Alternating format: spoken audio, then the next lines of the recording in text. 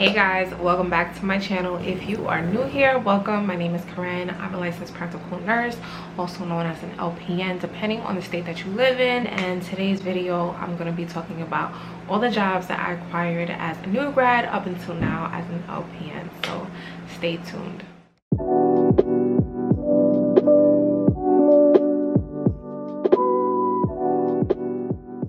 So if you guys been following me on my journey, you guys know that I graduated in 2019 and I graduated from Hunter Business School. I will be doing a video on this. I've been getting so many comments talking about, can you do a video on your school? Make sure you hit that notification bell. I plan on doing this video within the next week or so. I just need to gather all of my information because honestly it's been some time and I forgot how things went, and I just got to make sure that I have my material ready. So definitely hit that notification bell so that way you know when I upload that video. When I graduated from Hunter Business School, we actually had jobs already lined up. The only issue with me was I was waiting to take my NCLEX. There was some issue with the state. I guess my paperwork wasn't sent on time, so that kind of delayed everything. But it actually worked out in my favor because I actually ended up landing a dream job, and I'll talk about that in a minute. But yeah, when we graduated, the outlook wasn't that great, and this is what I was telling people: just be optimistic, really do your research, because everybody kept saying, oh, either you're gonna work in a medical office or you're gonna work in a nursing home. In New York City, apparently LPN, they don't have much of an outlook in working in specialties and hospitals. That is false, guys. I'll share that with you in this video. So my first job as an LPN, new grad, actually took advantage while I was pending my NCLEX to reach out to one of the nurse managers for a home health agency where I did my clinicals at. So once I got my license, they got me in there. As a home health nurse, you do have flexibility. You work with about 5 to even 25 patients at a time, depending on the cases that are given to you. But as a new grad, obviously you're not going to have that much of a volume. You deal with a variety of patients, all different ages, all different types of disabilities and illnesses,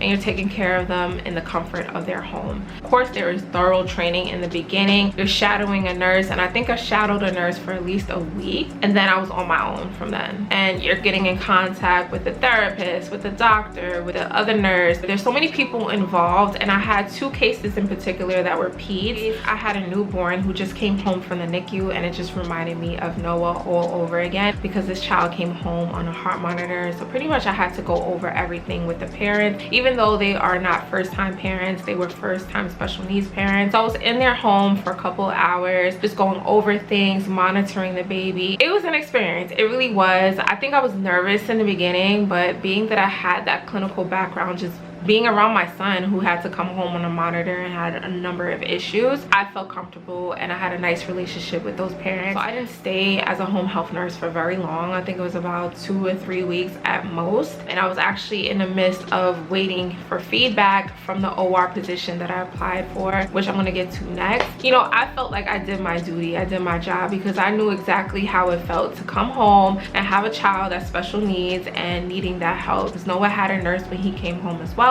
So it was a rewarding experience. And if you're looking for flexibility, if you're looking for a little bit more pay, depending on the agency, depending on the case, you will make some good money as a home health nurse. Cases, I made 28 to 33 an hour, I believe. But let me just tell you, some of these cases can go up to $50 per hour. Don't think so much about the money because it is a difficult job. You're dealing one-on-one with these patients. So if you don't know what you're doing or you're not comfortable in being around patients one-on-one or being in the patient's home, this may not be for you. But again, you get oriented in the beginning. You have another nurse there. You have somebody on call that you can speak to. So if anything arises, you do have the help. You're not necessarily alone, but you are alone there with the patient. Sorry guys, I had to go get Noah, who is my son. I just want to hold him because he's been having seizures.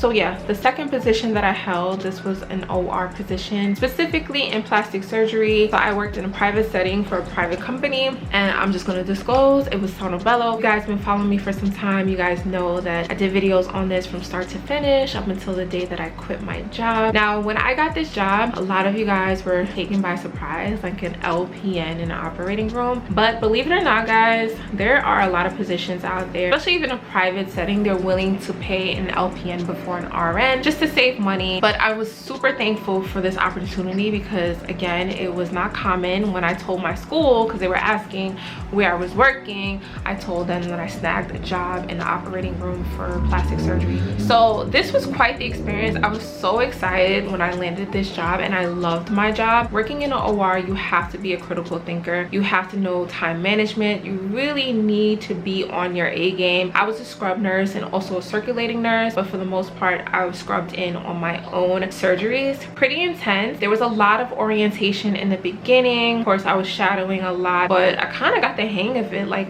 within 2 weeks. Also was doing IVs. That's something to talk about. I learned pretty much how to do my first IV on a patient that I had to prepare for surgery that I was actually scrubbed in. Yeah. So we're just gonna leave it at that. Now, working in an OR, you don't have much flexibility because it's depending upon the cases. Nurses may call out, because I've had that happen to me at the last minute where I would have to come in a case 6 o'clock in the morning. I would get that call at 5 o'clock like, hey, you know, this nurse is not here, can you step in? And I would do it. I never missed a day of work. Let me tell you, I loved being in the operating room. As far as pay, when I first started out, they were offering $27 an hour. I wasn't willing to argue. At the same time, I just did what I needed to do while I was in the OR, and my performance spoke for itself. I was able to negotiate once I came back. I was working front line, and then when doors opened again back in June, I came back and I asked for a raise. And again, you guys can watch my videos and pretty much see everything that I was doing while I was working for them.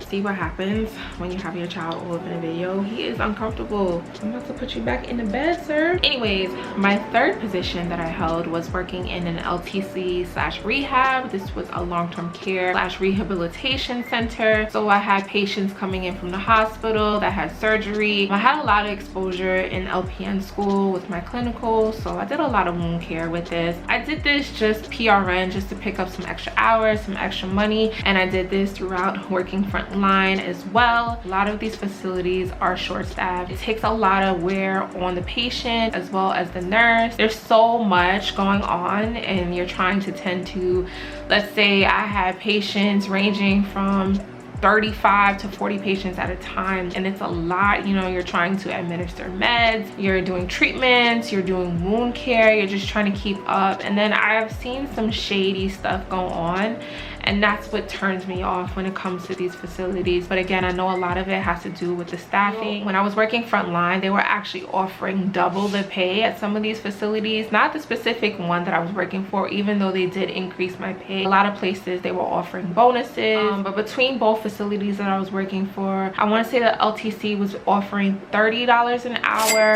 and then a skilled nursing home was offering me $28.50, I believe. That's how much I was getting per hour. So it wasn't too bad. Of course, I do agree that, you know, with the patient volume per nurse or nurses, there would be 2 nurses on the floor, myself and an RN on the floor. A lot goes down, and I do feel that we are severely underpaid, and this is a liability to your license. So I can see why a lot of people steer away from these facilities. Now, on to number 4. I told you guys I was doing this during COVID. I was able to snag a job in the PCU. If you're not familiar with what that means, progressive care unit, and this is also called a step down unit. It's not where you have patients that are severely, like, critically ill. They are critically ill, but they're not in the ICU. But at the same time, they need a lot of care where they cannot go into the med-surg unit. I had a lot of cardiac patients, people diagnosed with COVID. I want to say I was dealing with maybe 5 to 8 patients at a time. Now, LPNs working in a critical unit, it's not really that common, but there are positions out there where you'll be considered a tech as opposed to an LPN. And I think my job working in the OR and then an LTC kind of helped me land this position, even though they were eager just to hire anybody, because while I was working, there was actually students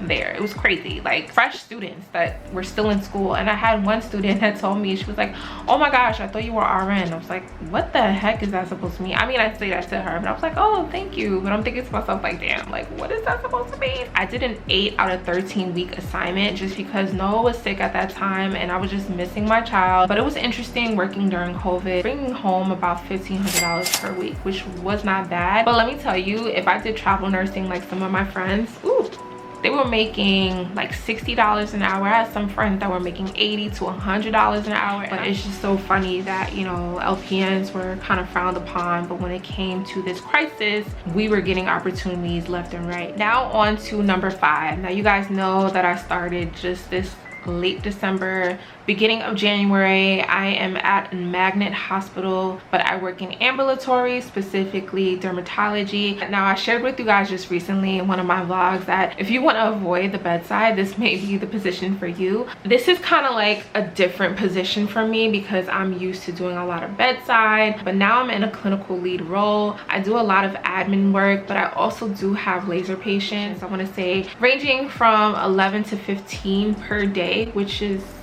not bad, but it does get a little crazy because I have a lot of admin work. I do medical records, I do refills, this is for prescription. I do a lot of back end for the doctors, and I want to say we have about 12 or even now 13 providers, so that's a lot of patients. Of course, we have medical assistants in the office. As far as clinician stuff, I'm handling the back end. Are they pushing for me to go get my RN? Yes, they are, but it's not really a necessity right now because of what I'm doing, but I will keep you guys abreast.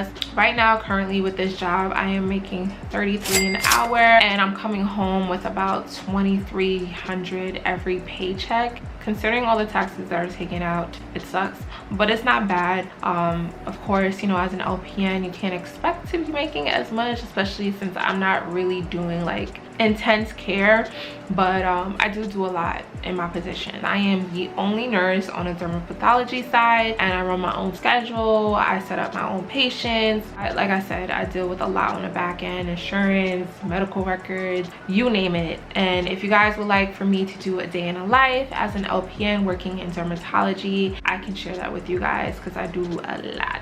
But yeah, guys, I hope you all enjoyed this video. Please give me a thumbs up for Noah as well. And if you guys would like to see a thorough day in a life as an LPN working in dermatology, please let me know. Leave a comment below. Give me a thumbs up. Like I said, subscribe to my channel if you haven't already, and make sure you hit that notification bell. And I will see you guys in the next one.